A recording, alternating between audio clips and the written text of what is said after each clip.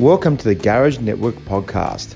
Join us and the occasional special guest as we discuss everything automotive, from fixing cars as a technician, owning an automotive workshop or business, overall work-life balance, and even the occasional laugh.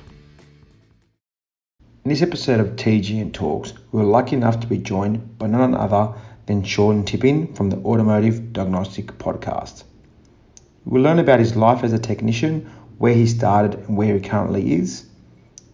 Also, why he started podcasting.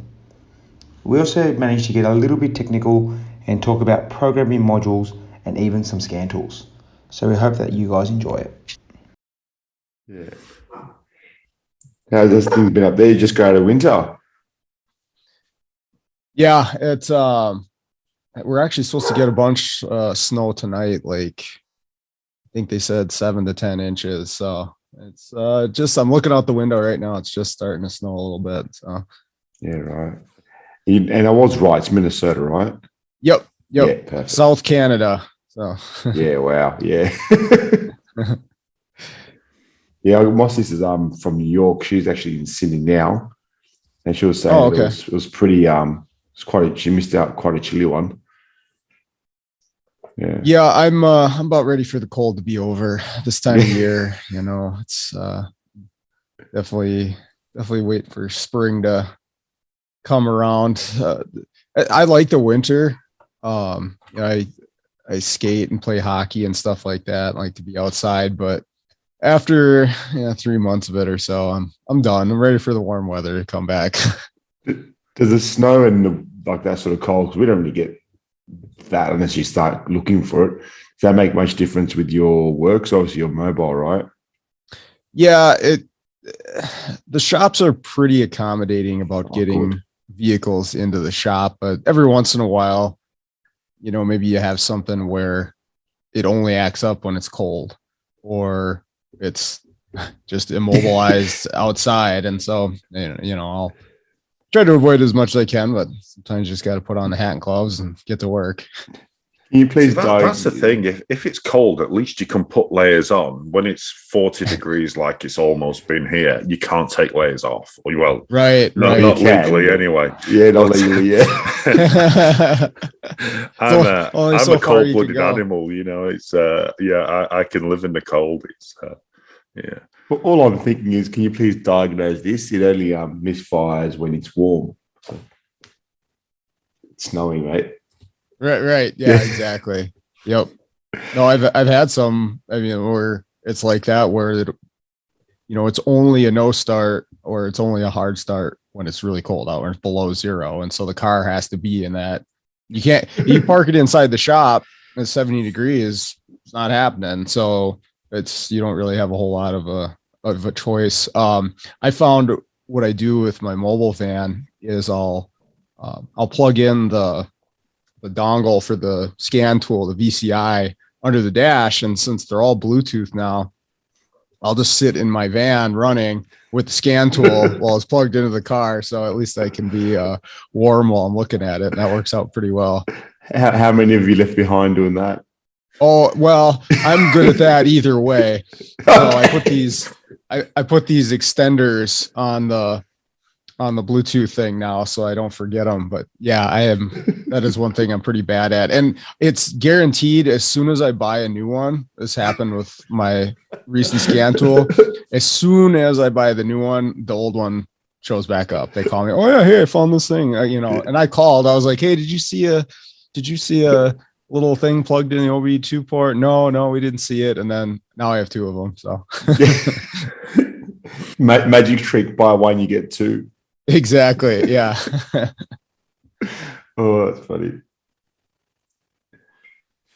I think I'd love to know a little bit more about you. How'd you get around?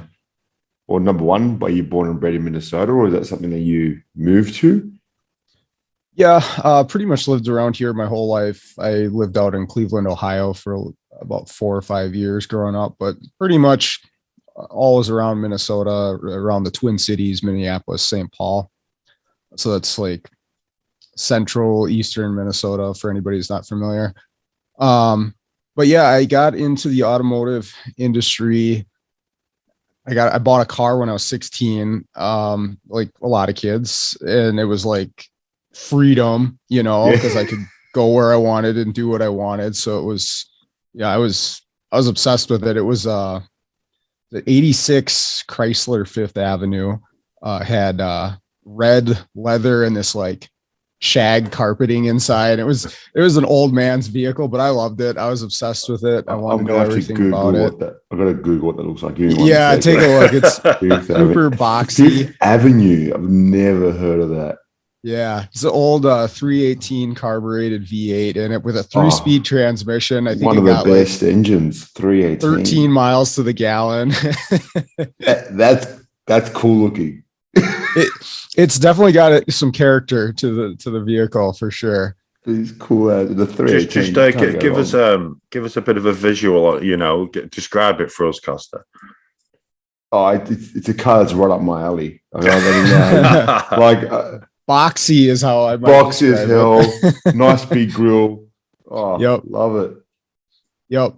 So I bought that thing, saved up my money and purchased it, and that's all I was thinking about. All I wanted to do, and so I took the autos class in my high school, which was fantastic. Again, got to spend a bunch of time around cars while I'm in school. I'm like, this is the best. I actually ended up being the teacher's assistant for the other autos programs in my senior year. So had a lot of time in the shop. And then graduation came around. My dad's like, hey, you got to go to school for something. You got to go to college for something. We'll help you pay for it, but you need to pick something and sign up for it. Okay, well, I love cars right now. It was all that's on my mind. So that's what I went for. And that sort of sent me on my path. Actually, the college that I teach at now is the school that I attended for automotive, Century College in White Bear Lake, if anybody's familiar with the area. And then I started out, where did I start? It was just like a little gas station that I started doing oil changes as my first shop. Did that for a few years. And then after I graduated, actually went to another gas station / shop. It was a little 2-bay shop. It was a full service gas station where the attendants would actually run out and pump the gas for you. And all the older people in town loved it, but we had the garage connected to it. And that was my first like full-time technician job. Really cut my teeth there. And I kind of jumped in the deep end because it was just me and one other technician. And then he ended up quitting about 6 months after I started. And so then all of a sudden I was the senior technician at like 19 years old and magic. Was not ready for that in any way, shape or form. But it's just one of those things where you figure it out somehow or another. It was a bumpy road, but learned a lot. Then I went into Firestone. What year was that? 2010 or 11. I started at Firestone, and that's where I really took off as a technician and hit my stride. Right. I think it takes most people, if 4 or 5 years to really get it and be productive. And that's where I was at that point and was fairly successful at Firestone. They pay on the flat rate system. So it's all based off of productivity and how many vehicles can you get through your bay, really is what it was all about. But did that until I ended up taking a teaching job in 2017.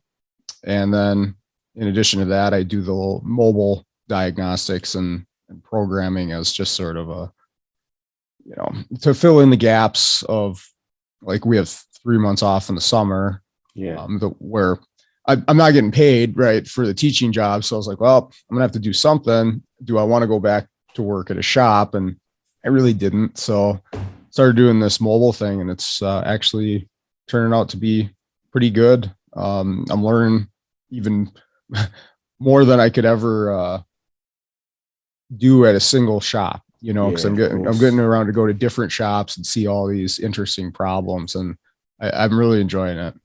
Is it a case that you could possibly, not saying that you want to do this, but not teach at the college anymore and be full time as a programmer? And I definitely have considered that, because it between those two, it definitely takes up a lot of time, and I feel like I could probably do one single thing better rather than trying to stretch myself across two different aspects. It's just, I only have so much time in a day to dedicate to each of them, and I want to do good at both. Yeah. But it's tough to decide which direction to go, because they complement each other very well, and they both have benefits. I mean, the teaching job, literally the benefits for working for the state are pretty amazing, for like health insurance and retirement and stuff like that. And that's tough to get. Plus, I like working with the students. It really is personally rewarding. The teachers don't make that much as far as financial compensation, but the personal reward to it is, I don't think there's a whole lot like that. But the mobile stuff definitely, that ignites my passion for this and keeps me challenged and interested, and very very lucrative as far as the compensation goes, because there's such a desperate need for it right now. Yeah, of course. And how did you find sort of the motivation to keep learning? Because I know a few, techs that have gone into it and then get to a certain point, like that'll do. Obviously, you're on the sort of the front foot, considering you do a lot of the programming and the troubleshooting stuff. Was there anything that's like, was that just your nature, just like to work stuff out, or was it?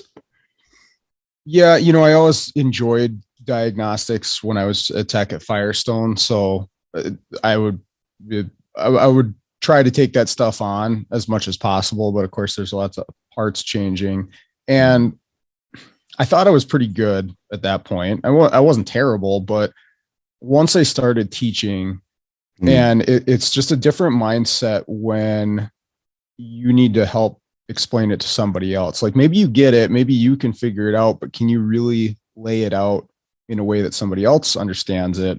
And turns out that's really difficult to do. And in that process, it really exposes where your weaknesses are or where your lack of knowledge is. And so that is what really sent me down the path of, okay, I need to be better. I need to figure out more of this stuff out, going to training, searching out resources, experiencing these things for myself. And that's where I kind of saw people doing this, like different YouTube channels, guys doing mobile work, and being the best, frankly, as some of those guys out there. I'm like, wow, I didn't even realize this world was possible.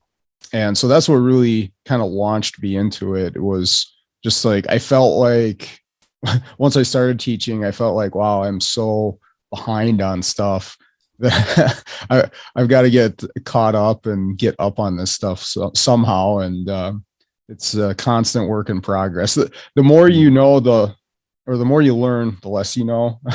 No, absolutely. I realize that I know. Oh, look, I do some college training as well, and I 100% agree.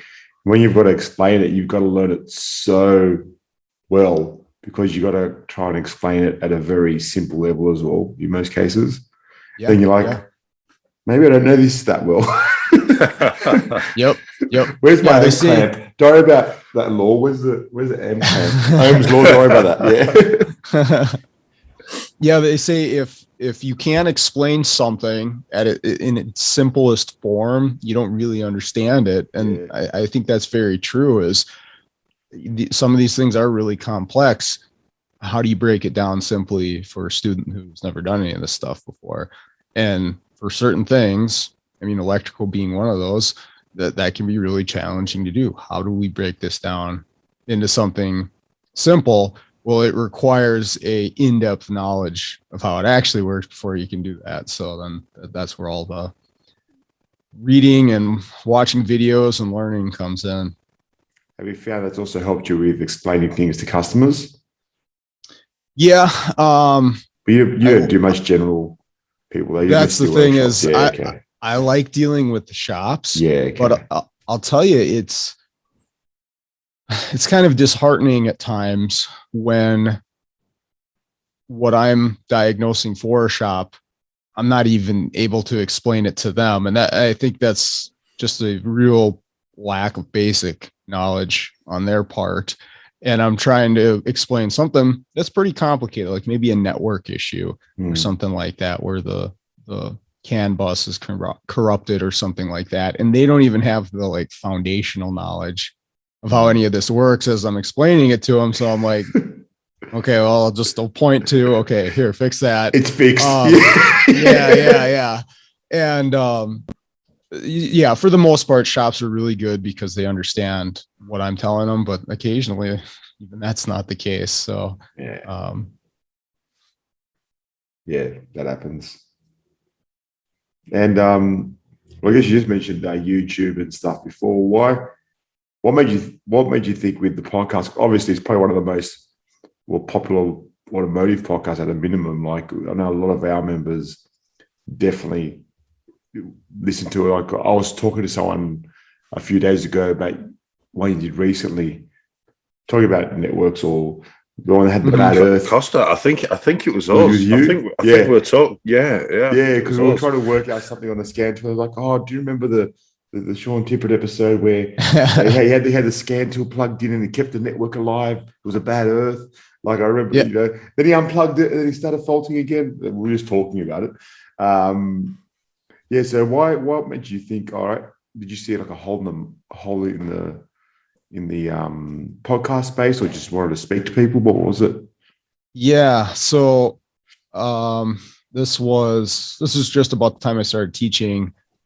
I was watching it, like I said, a ton of YouTube videos, and those are fantastic. And there's so much more when you have a video to go along with it. But I'm a pretty busy person. And so a lot of times when I'm driving or I'm doing something like working on a car or maybe exercising or something, right? I can't be looking at the screen, and I still have, especially drive time.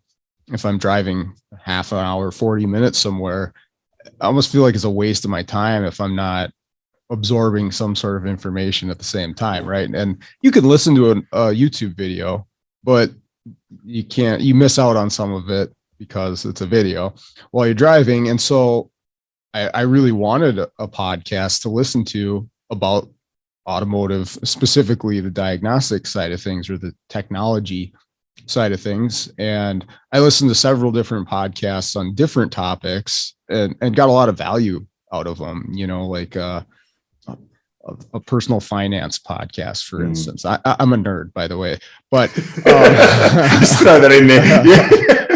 Full disclaimer.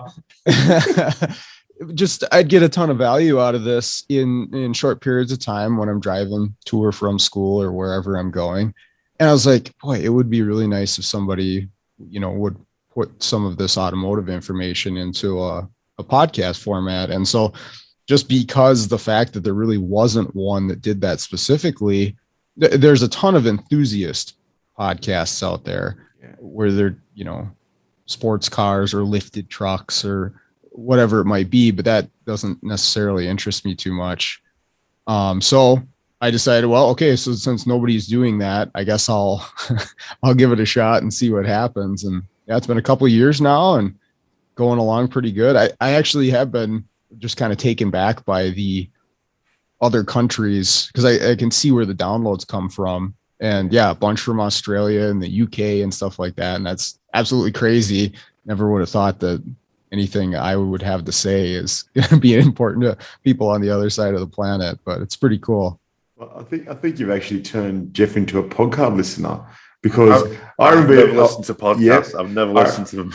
I'm similar to you because I love to. I don't listen to music at all. I listen to podcasts just all day long, no matter what I'm doing. I remember we were going somewhere for a drive with Jeff. I'm like, "What podcast do you have?" He's like, "No, we've got music in this car." I was like, "Come on," Now all of a sudden, I jumped in his car a couple of days ago. Like, is that automotive podcast? Like, I just love it. what did this look like? You know, I love like 80s and 90s rock, and you know, I normally just drive around Sydney with Iron Maiden or Megadeth on. And, you know, I know every song inside out, and it's like sometimes it's just a real nice change. Well, you've got to draw the whole picture, Jeff. He's got his red thin Rambo bandana on. Yeah, my Rambo knife on my belt. Yeah, with a bit of two black lines under his eyes. That's the thing. Yeah, hey, pump the music. But yeah, there was like certainly I was really enjoying the podcast on CAN Networks the other day when you were talking about a Chrysler Tipper. That was definitely interesting, and I think we can all sharpen ourselves up on network diagnosis. So if you hadn't listened to that, you should definitely listen to that one.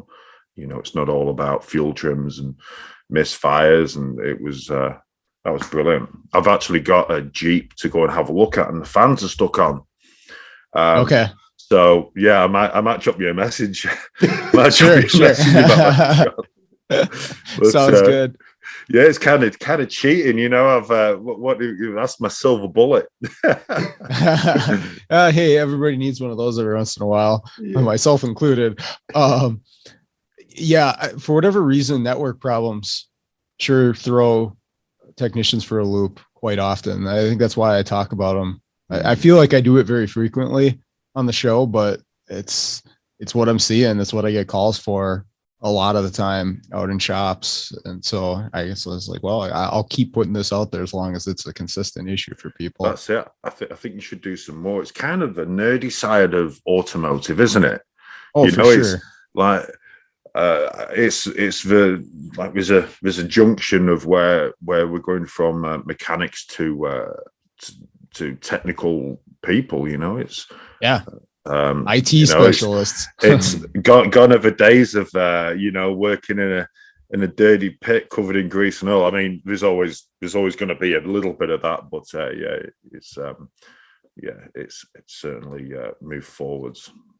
Yeah, it's a different kind of person now that gets into that than your, I don't know, stereotypical mechanic from even 10, 15 years ago. It's it attracts a different person now to that side. And like you said, there's still going to be the like struts and brakes and axles and, there's going to be need for that and the right person for that. But now all of a sudden there is this area for someone who is just more geared towards that electrical. I mean, like I said, IT. Yeah. It's what it is. It's just on a car instead of in a building. So hopefully in the future that attracts more people to the industry because we desperately need it right now. Yeah, we're that way over here, aren't we? Start changing the interview questions. Do you play games? Yes, perfect. You're a gamer, perfect. You're in. Dungeons and Dragons, you're in. No, really, you're not in. There's the door. Walk through it. Okay. So before we flip flop into a completely wrong area, now in where you are, you've got access to manufacturers' information, portals, and for your J2534. Mm-hmm. This is a question that definitely interests me.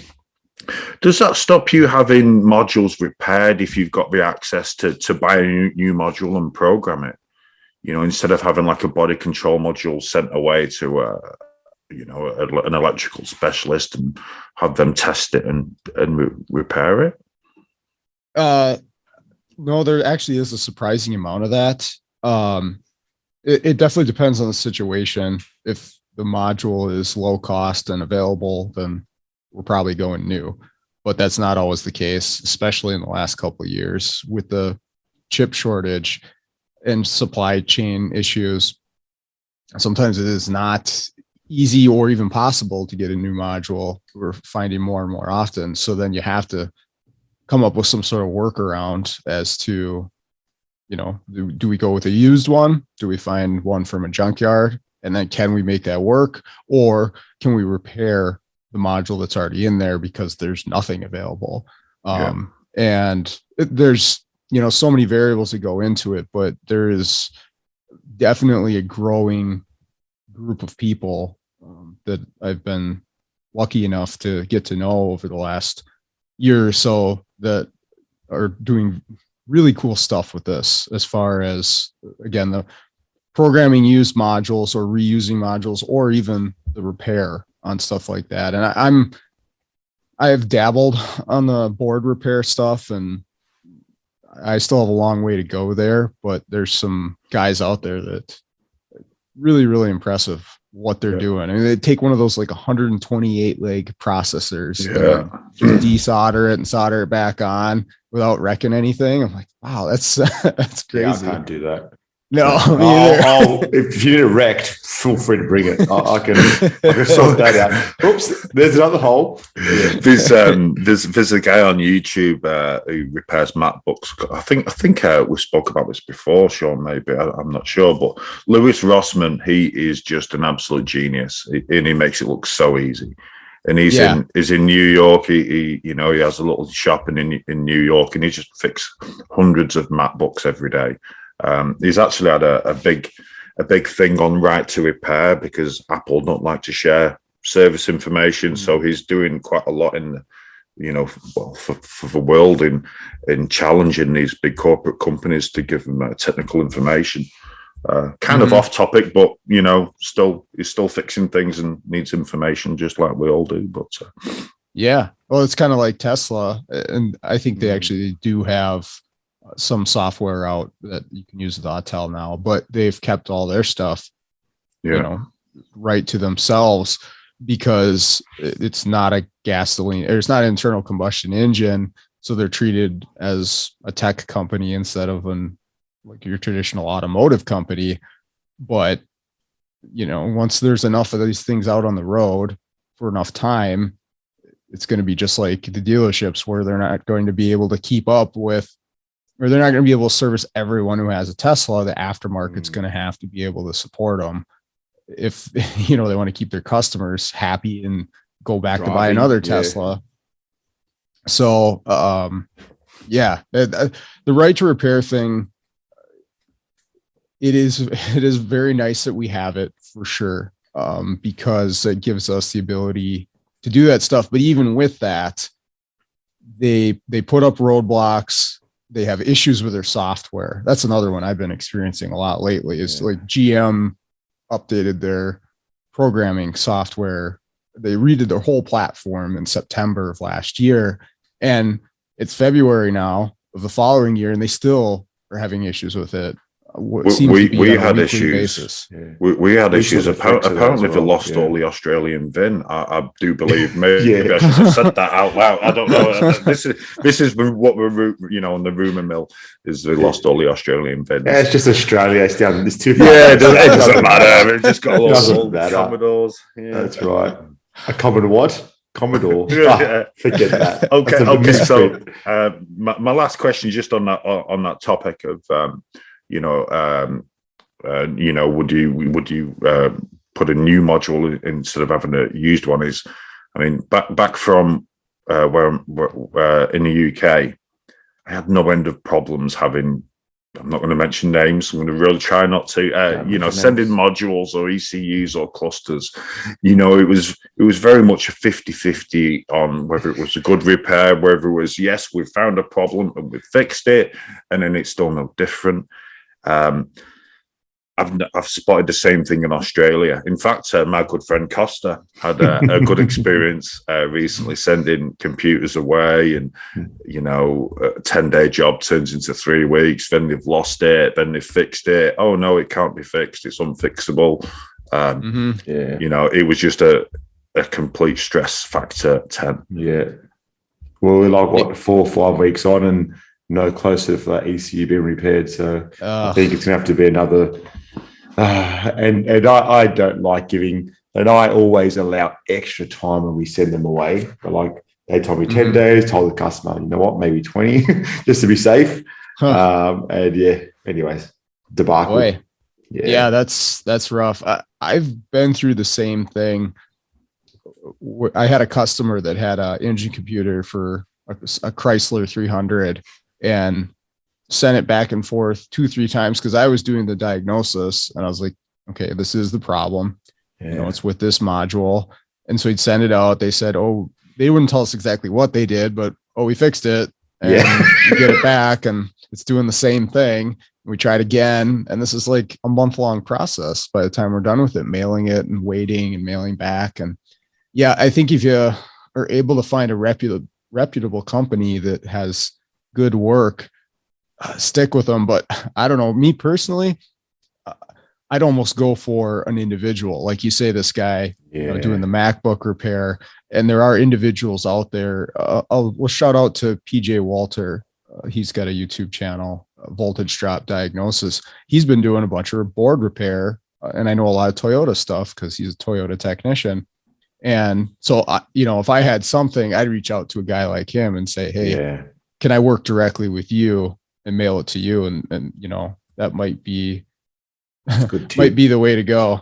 Yeah, I think. Thanks for mentioning his name because that's it. Send it to PJ Walt. Yeah.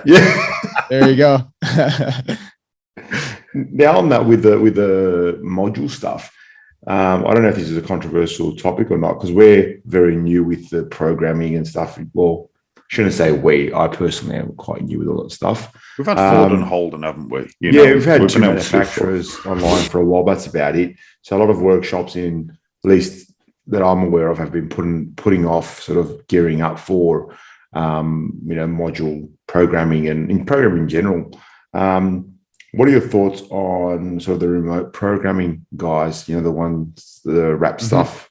Do you see much of that, or is that not really as used in the US?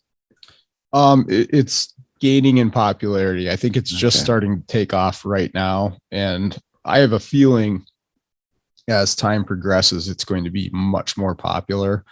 So DrewTech or Opus, I think it is now, they've been doing the wrap box thing for a while. And I've heard mixed reviews on that. There's some shops that I actually service that have a wrap box, but they choose to call me because, again, it's easier to deal with an individual and I can tell them, yep, I'll be here. I'll take care of it. Whereas with the wrap box, they have to wait, for an appointment. And sometimes the timing doesn't work out and they're still having to tie up a technician with it. Where with me, I'm there, I do my thing with the car. They don't have to do anything besides cut me a check and we're good to go. But there are now, again, back to kind of what I was saying before, there's individuals that are signed up through the Autel program that are doing it.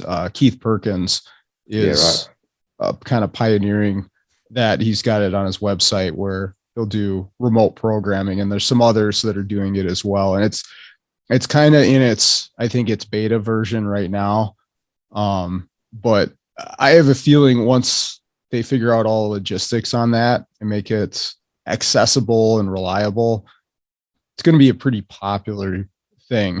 If as a shop, you could just buy an Autel scan tool, right? Which a lot of shops already have, and then internet connection, you call up guy, you plug it in, you're programmed. I mean, it's a no-brainer, I think, for a lot of shops. So that's if they get the diagnosis right, though. Yes. That's the funny thing that we keep forgetting. That was my thing as well. Like how many of these modules will be like, that didn't fix anything. It's now the time to mention if anybody wants to, if anybody near Sean wants to do some programming online to Australia, reach out, let us know. We'll keep you busy. I don't know how that works in a different country. Work. I've seen you've got a guy from Autoland and they have the support on demand. And apparently somebody over there just logs into your Autoland tool and, programs a unit. Okay. As easy as that, literally, That's awesome. Yeah. Well, then like you said, if if that doesn't fix the car, then that's Sean. You must have programmed this wrong. Yeah, you must have programmed. You programmed some green crusties in my wires. It's unfair. I demand a refund. Look, if they need a good module repairer, I know someone. Yeah, the best one I heard was the programming fell out. It's like I think your programming fell out. Oh, okay, there it is on the ground. Yeah, it's a glitch. Yeah, yeah. Oh dear. So that can segue nicely into the next question. And me and Costa, we had a good chat on. Obviously, you're a bit of a professional in speaking about things automotive, where myself, I'm not, and Costa's a bit better. But if your van was on fire in a mobile, and this is the way we spoke about it, if your van was on fire, what tool would you save? Ooh, boy. I'm thinking. I'm trying to think if I would go strictly for price or how valuable the tool is to me. You can have one of each. We can kind of get that. You've got two hands. You might be able to save two. Is that what you're saying? Yeah. It's not that much on fire. Yeah. It's pretty on fire. It's pretty on fire. It's pretty on fire. Somebody programmed it in Australia. Maybe some of my students did some wiring repairs. That's probably what it is. Okay, so I'm probably grabbing my Pico. Number one, because of cost, but I also really like my Pico. So that's probably something I'm going to reach for because it's up there on cost for an individual tool. Yeah. And then I'm probably saving a scan tool. I'm either probably going to grab my Autel or I have a Launch scan tool. And one of those, just so that I know I'm going to need that tool while I'm waiting to recover everything else, because I'm going to need a scan tool. That's probably the one that I would snag out of there. But that would be a tough decision to try to pick and choose. Why only two? We got that, sure, if you grab two, you can grab three. I don't understand why you're limiting much, Jeff. Jeez. Well, hang on, Costa. We both had the discussion on this question, and I like the way you worded it. Blame yourself as well. I like the way you worded it. That was excellent. Yeah. So we're going Autel and Pico. That's the official answer. Is that the official answer? I think that's what I'd snag out of there. Yeah. I would miss some of the other tools for sure, but. See, I keep my Pico in the spare bedroom where I currently am now, so it's never gonna. I keep mine under my pillow. Yeah, just in case my van catches fire. From now on, anyways. Oh dear.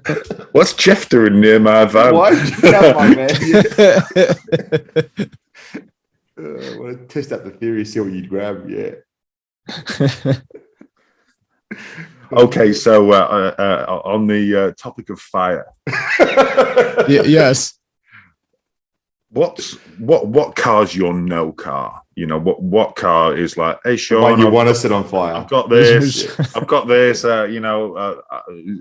I'm busy. I'm washing my hair. I've got a day off today. What car do you hate to work on? So Europeans have always kind of been that for me, but I have found it's not all Europeans. They're not all created equally. The Volvos are probably up there for me, and honestly, it's a lot of lack of information. If you're 16 and up, I think on Volvo, like there is no service information. There's no wiring diagrams for it unless you have their tool, because it's all built into their scan tool, and you have to pay some crazy cost to access it. And so that's definitely one, but I always have like just a little bit of hesitation when somebody calls on like a Mercedes or a BMW or something.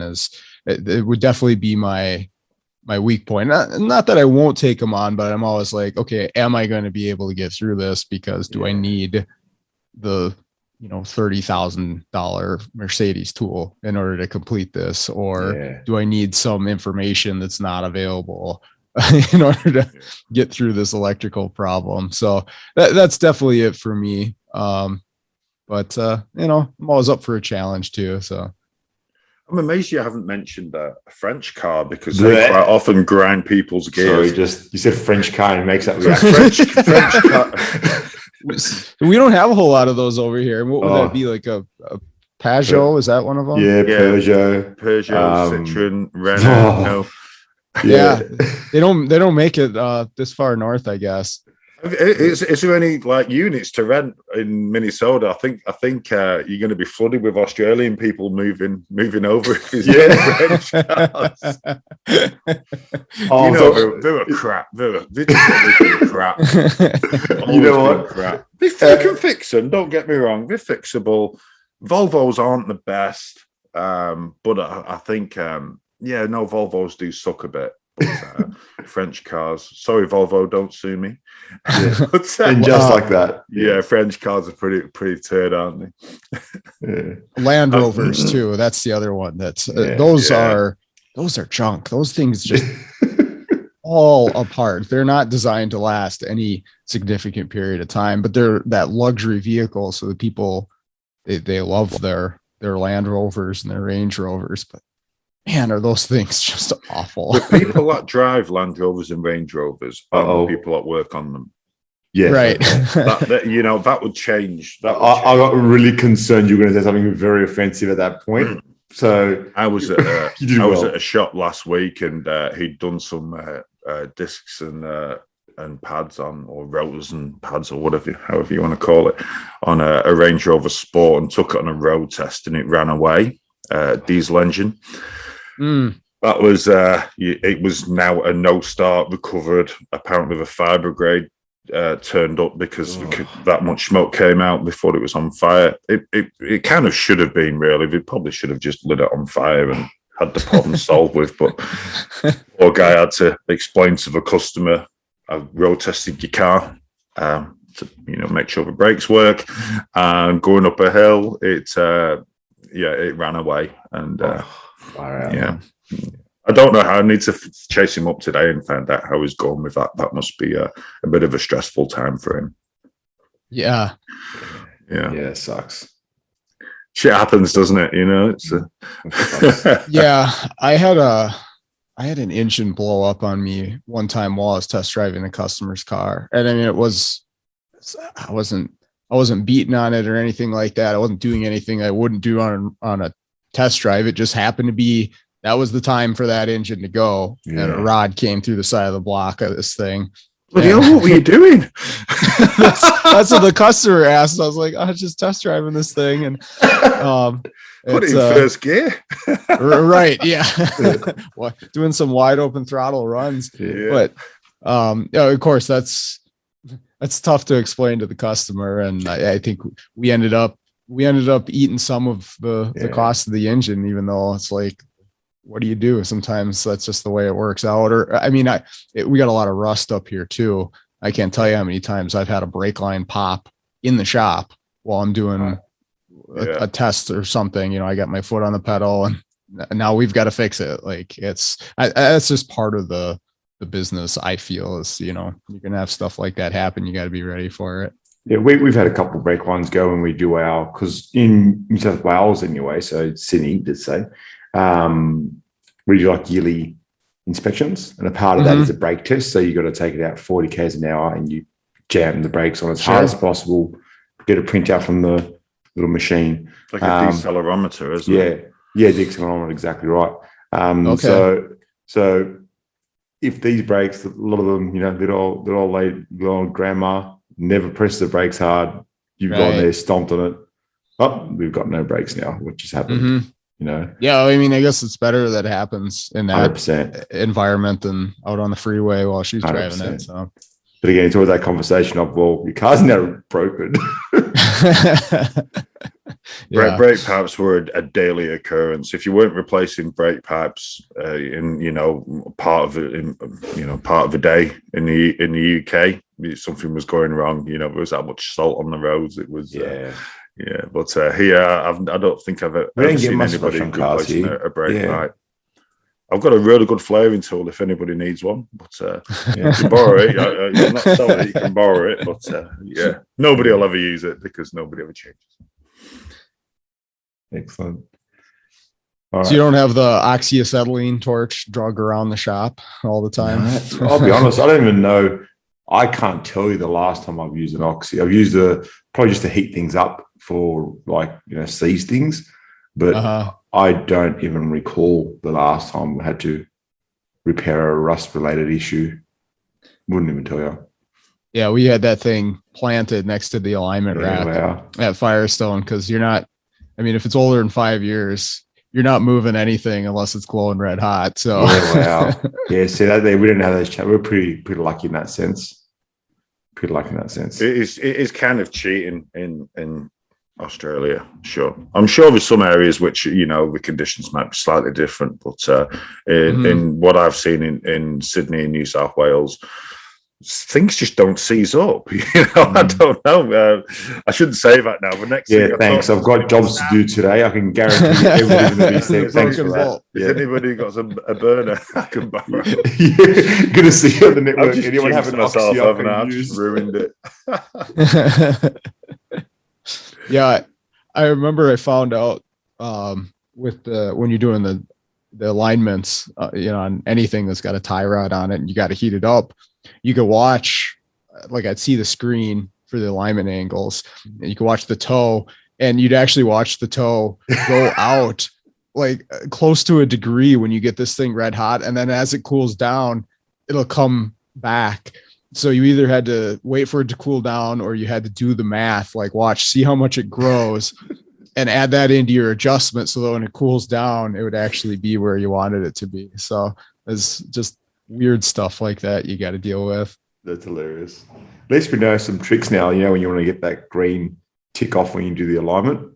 If you can't get it just right, hit her up a little bit. There's just a little bit of heat there, Take a photo. Look, it was perfect print, when you press print now. Press print now, What's the degree between friends? That's right. Evidence. There we go. Look, it was green when you left here, guys. Don't know what you did when you took it out. Yeah, you must have hit a curb. Yeah, you must have hit a curb. There you go. Oh dear. Terrible. Oh. Is there anything you want to talk about? Anything that's been on your mind? So you don't know about Australia? Yeah. Kangaroos. How's stuff going with COVID with you guys? I hear a lot of stuff in the news and that, but I never know really what to believe and what's real. But how are things down there?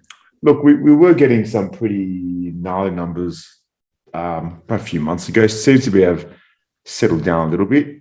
In saying that, it was a bit strange. When we started getting the big influx of numbers, a lot of the testing clinics did close down for some reason, which made sort of getting those numbers accurate quite difficult.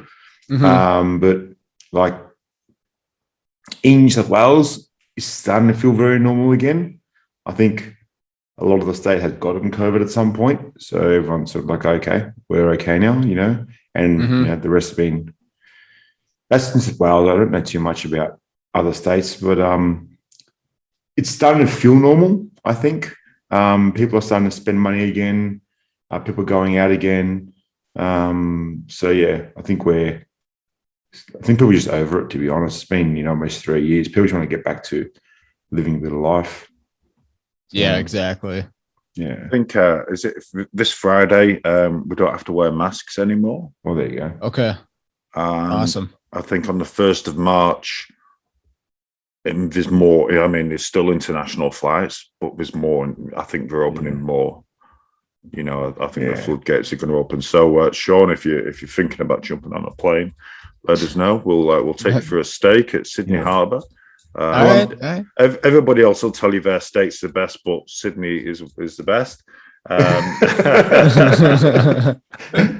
have the best steak, but we do bring it from different states. No? Yeah. It's where you eat it that counts. Yeah. So it'll be nice to see. It'll be nice to get some travel and tourism back again, and it's nice to have the roads a bit quieter. But I do kind of miss it you know, and the backpackers, and you know, we need it in Australia. We need the international dollars. Yeah. Yeah, for sure. But how are you guys all going? Yeah, we're this winter there was a big surge around here, but like you said, I think so many people were just sort of tired and over with it. So it didn't seem to affect normal life as much as it had in the past. Yeah. Everything just keeps on chugging along, and you do the mask thing, but seems to hopefully be getting back to normal, and we're going into springtime and then summer in the next few months, and that usually quiets stuff down on that front too. But business, as far as the automotive shops have gone, it's been just rock solid for the last year, which is I've been really glad to see it. Actually, most shops are struggling to get stuff done because it's the combination of an overload of work and lack of technicians. That it's been, every place I go to is just slammed. So you guys staying busy too? Yeah, I think most, like, historically this little March period, you know, people do seem to slow down. Like, I've still got a fair bit of work on, and most of the guys I speak to are quite busy. But again, like you said, like staff, finding staff with a bit of overload of work as well. It's making for some pretty busy shops out there. Yeah, it's definitely busy. Yeah, I myself now looking for some staff as well, and it's not.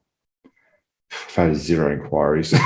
You know, but well. It's just no one wants to work for Costa for sure. Yeah. And I think that's more the problem. I see.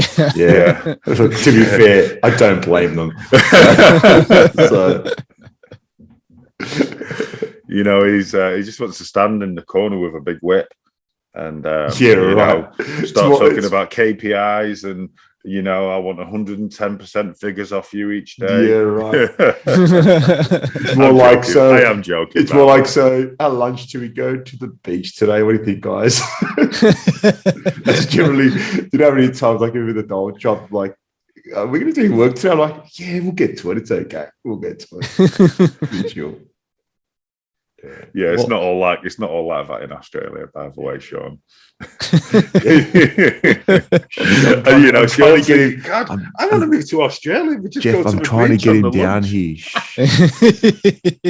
Yeah, he won't be happy when he sees what it's really like. Yeah, it's no different, just hotter. Just hotter. Okay. Just hotter. Oh, we don't have any kangaroos around here, so yeah. Hey, hang on a minute, but you've got Bigfoot. Yeah, I haven't seen him in a while though, so I don't know. It might be laying low due to COVID, but yeah. Okay, then, and that's when the conversation goes straight down. He just went silent. Yeah. Well, so one thing I can say about living in the Midwest is, you know, we have anywhere from 6 to 8 months of cold, like freezing cold. So although there are a lot of mosquitoes in the summer, there's not a ton of bugs around here. And I've heard that the bugs in Australia are pretty crazy compared to around here. It's not that bad. It depends where you are. Depends where you are, Jeff. But I am getting better with spiders. There was a redback on my balcony a couple of weeks ago with all its little eggs. And, you know, that was not very nice. But I've worked on cows with redbacks before. They don't really bother you. I haven't seen a snake. I haven't seen a crocodile. You know, when I moved to Sydney, you're in the middle of the city. When my missus took me into moving to Sydney, I had visions of these dusty roads with like motels and kangaroos bouncing around.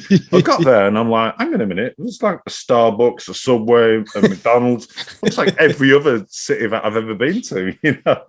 But no, it is still there. So I'm not talking bad about Sydney. No, on the weekend I was at a rural farm about an hour out of Sydney, and one of the neighbours there, his tractor, the clutch went, and he's like, "Oh, can you give me a hand?" Like, yeah, of course. You know, helped him out with that tractor. There would have been a spy, I reckon, that big. It was a monster, right? And I was like, dude, there's a really big spider on the road. He's like, oh, no, he's fine. like literally did this and threw him. I was like, No, I'm good. Look, how about you? Yeah, no, I'm good. Look, I'll call you to the spider, mate. I'm good. You see, I'm kind of okay with the spiders now. What annoys me the most is you're on the balcony. It's a nice day. You've got yourself a beer. You're lighting up a barbecue, and cockroaches. Cockroaches annoy the shit out of me. Okay. That's it. Apart from that, oh, don't go in the sea, by the way. There's big sharks in there. Yeah. we just had an attack. Yeah, I don't know if you guys saw that in the US. We just had a pretty serious attack up down the road from here. Actually, right? Yeah. Well, I'm not a strong swimmer, so I'll stay out of there. Yeah, knee depth only. That way you can only lose a foot. I like my lakes when they're frozen. That works the best for me. Shark like boop boop. Can't get me. Oh dear. So do you have any plans to ever get down here? That would be fantastic someday. I never really thought about it, but that would be really cool. So we've got some pretty cool. Yeah, we've got some pretty cool automotive expos.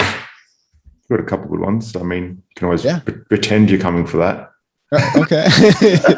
For sure. No, that would be fantastic. Once all the travel restrictions are up and stuff like that, that'd be something to consider for sure. I think you can get a direct flight. So I've been to I went to Wichita. Yeah, I'm just working it out now. I'll send you an itinerary. Okay. I flew from Sydney to Dallas, and that was 16 hours. I think that's one of that's quite a long single flight. And then we went to a place called Wichita, which was, we'll not discuss that. I've been there. What a strange place. And Jeff, no, I'm not saying anything. And it was quite straightforward. If I fly back to the UK, it's 2 flights. It's like 25, 26 hours. So yeah, if you get to Dallas, I think there's I'll send you a link. Well, you can be over next weekend. We'll go for a beer. Sounds like a plan. Yeah. Like, how far are you from Dallas? Let's see. I think flights, it'd probably be about 3 hours. I'm trying to think of the distance. That sounds like 1,500 Ks to me. Is it how long is a flight to Queensland cost? 1 hour. Wow. Oh, okay. Maybe it's a bit more maybe it's like going to Cairns. It's like going to Perth. Yeah. Yeah, I'm going to Vision here next week, actually, which is Kansas City, which is not too far away from Wichita, actually. That's only like an hour in the air for me, so it'll be a really quick flight. So I like those ones. It was Kansas that we flew into. I wonder if it was Kansas that we flew. It would have been Dallas. Directly. It would have been Dallas. It would have been Dallas. Yeah, because Dallas is Texas, so it was probably Wichita's in Kansas. But I used to really love flying when I was a kid. I thought it was the coolest thing in the world, going in an airplane and see everybody's house. They're really small and everything. And as I grew in this career field, I liked flying less and less. And not that I hate it, I'll do it, but I don't enjoy it like I used to. Now I'm just like focusing on every single noise the plane makes, like the landing gear moving in and out and the flaps on the wings moving. And I'm thinking about all the components that have to work together to make that happen. And I'm thinking about CAN bus faults and leaking cylinders and things like that. I'm like, oh, what if this goes wrong? Do they have something to back this up? You created your own flight anxiety. No, I've got a perfect idea to take your mind off it. Pack your NVH in your handle. Sure. Plug it on your seat rail as you get in. Look at this when we were taking off. Look, look at what. Excuse me, Captain. You've got a flight attendant. There's a strange vibration coming from the right wing. Yeah. Can we look into that? Look, it's a T1. It's a T1. You guys have Vision coming up next week. Just forget about that. Yeah, cool. Yeah, I'm pretty excited Big for weekend. that. Bring my podcast stuff and talk to some people. And I'm actually doing a very short presentation for one of the classes. So I've never done that in a professional setting like that. So congratulations. Interesting. See how it goes. Yeah, congratulations. Pretty big deal. Thanks. Yeah, it's exciting. Yeah. That's bad. I was trying to get out there this year actually for vision and got too busy with life. Maybe next year. Blame COVID. Everybody else does. Yeah. Blame COVID. Yeah, we'll blame COVID. Yeah. Blame COVID. Yeah. Anybody else? Yeah. Maybe next year. Got to put on the calendar for next year. Yeah, it's tough to. There's two more training events in March alone, and I want to go to more of them, but you got a budget and time, like you say, everything else that's going on. It's like, I can't make two big trips work in the same month. I wish they were spread out a little bit further from each other, but what are you going to do? That's it. Yes. Awesome. But that's where like stuff where you guys are doing like this is awesome for people that, it's tough to make the time, but there's, resources like what you guys are doing for people. It's fantastic. Yeah, well, look, we've got to give COVID some props. Like a lot of this digital platform, us anyways, a lot of this digital platform is because of it. Like we always just catch up face to face, which I think the need for other human interaction has pushed us to doing, this online sort of platform style, which it's at least it's something, and now it's starting to become quite enjoyable as well. Like we can have someone like yourself all the way from a different country, and get some really interesting conversations happening. I'm much enjoying it. Yeah, you can reach a lot more people too. That's the thing is there's, so many people out there doing such cool things. And there's so many smart people out there, and then they can just share that, online and inspire, however many more people to do the same thing. Yeah. It's pretty cool rather than just keeping it, contained in a bubble. Absolutely. So we've managed to get we had some online training with Tom Denton from the UK. Nice. And I think this week we've got some training with Brandon Steckler. So you are right.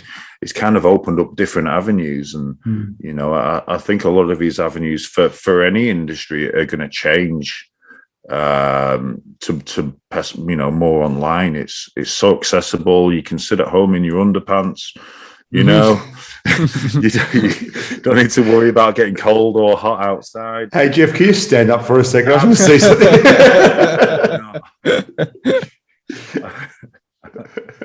I'm just glad you didn't ask me. Hang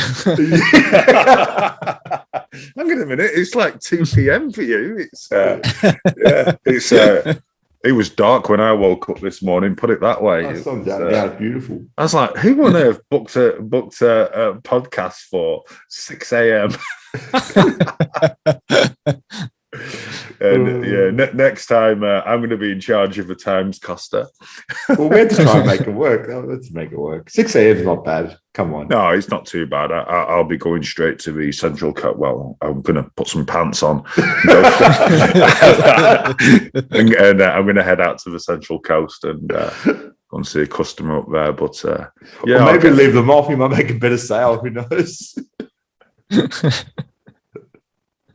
Yeah, maybe. Yeah. Or break the relationship completely. But just for anybody watching or listening, I am wearing pads. Well, then stand up. No. So for anybody that doesn't know Sean, he has probably one of the best podcasts that I've listened to, which is probably not the best recommendation. It's the only podcast that I listen to, but it's Sean Tipping Automotive Diagnostic Podcast. Yeah. Yes, sir. So just making sure. I just shout it at Spotify and it plays it. It's amazing technology. What nice. What we'll do for the guys listening to this, if you're on our network and you're listening to this, we'll put a link after I post it somewhere in the comments so at least you can find it. It's really, really interesting stuff on there. I think I like the people you get on there, even the ones with yourself, with your case studies, they're really good as well. I've been finding them very interesting lately. It's been really good. I'm currently love your work on mass airflow sensors. That's what I'm listening to at the moment. There you Nice. go. There you go. Yeah. So there you go. That's proof. Not for people on the podcast, but that is actual proof. So that'll get me through to my drive this morning. So thanks very much for what you do, Sean. Well, really thank you guys. I mean, that means a lot to hear from other people that what I can do is helping somebody else out. That's why I do it. And yeah, it means a lot. And thank you for having me on today. I really appreciate the pleasure and honor is ours. Thank you very much. Yeah, no pressure. Trying to quiz the quiz master. This is the first time I've seen. This is the first time I've seen Jeff refer to notes. I've never seen him refer to notes in my life. Well done, Jeff. Well done. Yeah. But I'm sure at some point we're going to maybe try and get you over to Australia. So I'd possibly get yourself mentally prepared for that. I can send you a few pictures of spiders. You'll be well prepared. Don't worry about spiders. Just don't go in the sea. You're okay in the harbour. That's fine. Jump in Sydney Harbour. You'll be fine. I've not yet been eaten. I've scuba dived in around the harbour, and I'm a bit of a wuss. You got all your limbs though, so that's it. I'm still going. I mean, I'm still here, but you'll be fine. So get yourself mentally prepared, and you need to drink beer and eat meat. I'm very good at both those things. Well, we'll see about that. We'll see. Perfect. How's that for a sales for Australian tourism? Eat meat and drink beer. Influx of people flying in. Yeah. Look, but honestly, it is pretty cool, and one of the for people, it doesn't matter. It doesn't matter what nationality they're from or religion. Everyone's kind of got the same idea. There's always an idiot wherever you go. But I've met some really good people in my 5 years in Australia, and I wouldn't move anywhere else. How is that for an advert for Australia? That's better. And also eat beer. Eat beer. Yeah, I'm gonna eat beer. Listen, it's only my second coffee. We'll get Don't you dare edit that out. All right. I think we'll call that a wrap. So you done for the day, or you still got work on? So it's a holiday here, and so I didn't have class today. And actually, it's the phone's been quiet today, so I'm gonna focus on some stuff around the house. I got to catch up on computer updating. There always seems to be some program that needs to be changed or updated or something like that. So go through my laptops. I don't know if you can see, I've got a whole pile of them over here. So I go through and make sure everything's working the way it's supposed to. So I don't have to, the worst is like going to a shop and then my software doesn't run or crashes or something, and I have to reinstall it while I'm sitting there at the shop. And I hate doing that. So try to get everything geared up and ready to go. So this afternoon is a perfect time for that. Perfect. Like a preparation. Yeah. Oh, day. And I got to work on my presentation for vision. I was kind of roped into it last minute. I didn't know I was going to be doing it, but I had somebody drop out. And so they reached out to me like, "Hey, we see that you're already going to be, at this place. Do you want to do a half-hour presentation on a case study?" I'm like, "All right, I guess." And I mean, I have a podcast. It's a little different. I feel like it's going to be a little different actually being in front of 50 plus people. So we'll see how it goes. Don't forget to join our private Facebook page if you are an automotive technician, and also subscribe to our YouTube and our podcast channel. They are all called The Garage Network. Thanks guys, and see you next time.